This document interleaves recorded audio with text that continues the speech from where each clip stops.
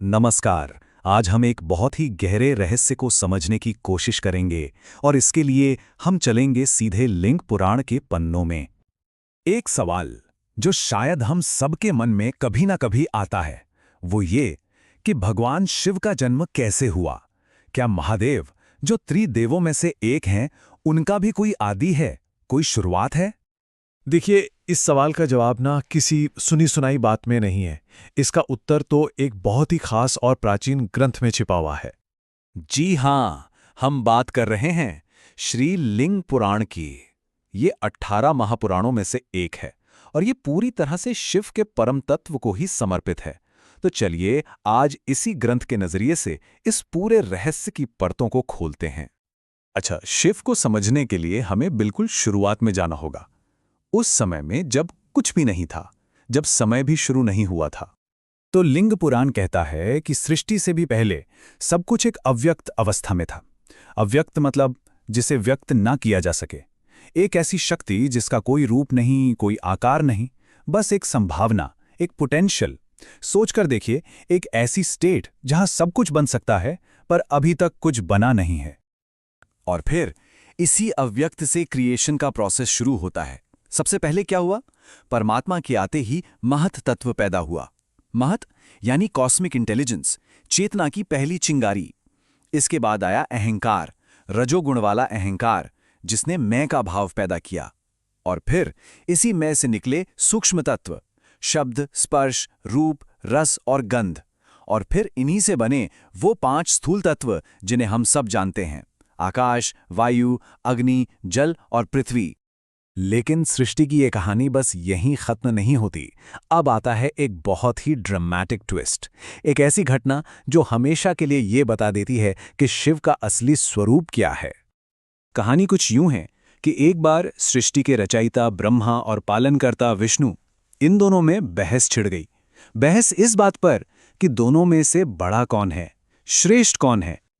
और ये बहस इतनी बढ़ी कि ये एक भयंकर युद्ध का रूप लेने ही वाली थी कि तभी अचानक उन दोनों के बीच एक विशाल चमकता हुआ अग्नि का स्तंभ प्रकट हो गया।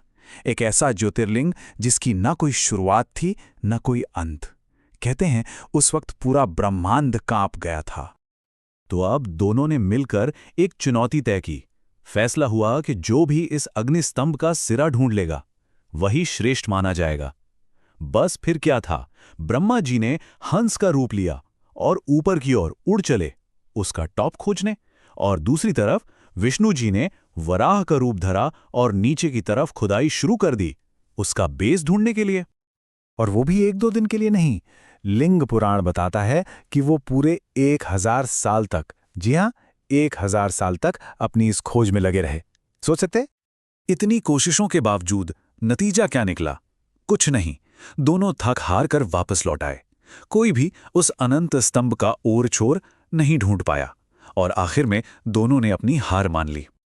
और तभी उस ज्योतिर्लिंग से स्वयं महादेव प्रकट हुए और उन्होंने जो कहा वो बहुत महत्वपूर्ण है। उन्होंने कहा, हे विष्णु, मैं तुम ब्रह्मा, विष्णु, शिव नाम वाले देवों से भी पूरी तरह अलग हूं।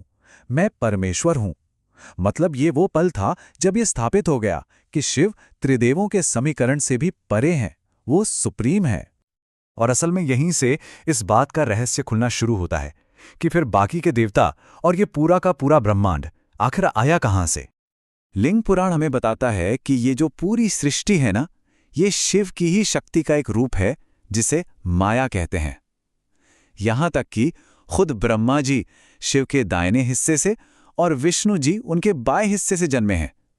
तो इसका मतलब क्या हुआ? इसका मतलब यह है कि हर एक जीव, हर एक दुनिया, जो कुछ भी सच है, वो सब कुछ उसी एक अनंत सोर्स से निकला है। तो अब यह सवाल मन में आता है कि क्या हम इस परम शक्ति से जुड़ सकते हैं? क्या इसका कोई रास्ता है? अच्छी बात यह है कि पुराण हमें इसका भी रास्ता दिखाता है। ये जो शिवलिंग है, ये असल में उसी अनंत, बिना रूप वाले अग्नि स्तंभ का प्रतीक है। ये हमें उस परम सच की याद दिलाता है जो हर चीज का सोर्स है, जिसका ना कोई आदि है ना कोई अंत। और इस परम तत्व से जुड़ने का जो मार्ग है, जो मंत्र है, वो है ओम नमः शिवाय। लिंग पुराण में तो यहां तक कहा गया है कि जो कोई भी इस पंचाक्षर मंत्र के मतलब को, इसके रहस्य को समझ लेता है, उसने समझो कि सारे वेदों का सार ही समझ लिया। तो चलिए घूम फिर कर वापस अपने पहले सवाल पर आते हैं। तो फिर भगवान शिव का जन्म कैसे हुआ? देखिए, लिंग पुराण के हिसाब से इसका जवाब बिल्कुल साफ है। शिव अजन्मा है। वो जन्म और मृत्यु के साइकिल से, इस चक्र से परे हैं। वही शुरुआत है और वही अंतहीन। वो पैदा नहीं हुए, क्योंकि वो तो हमेशा से थे, हमेशा हैं और हमेशा रहेंगे।